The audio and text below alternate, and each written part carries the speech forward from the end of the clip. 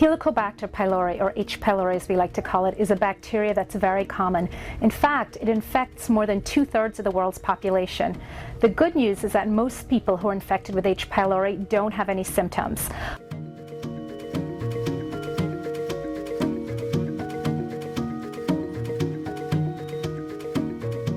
What this bacteria does, it has a curved shape and it burrows through the mucous lining of the stomach and sets up home inside that mucous lining of the stomach and causes chronic inflammation. Over time, that defect in the mucous lining allows the stomach acid and other enzymes to cause damage to the inner lining of the stomach, and that causes chronic inflammation, and the chronic inflammation can ultimately lead to stomach cancer. The good news is that only a very, very small percentage of people who have H. pylori infection will ever develop stomach cancer. In people who have stomach ulcers, we always check to see if they're H. pylori positive, and if they are, we treat them and eradicate the bacteria to prevent the ulcers from coming back.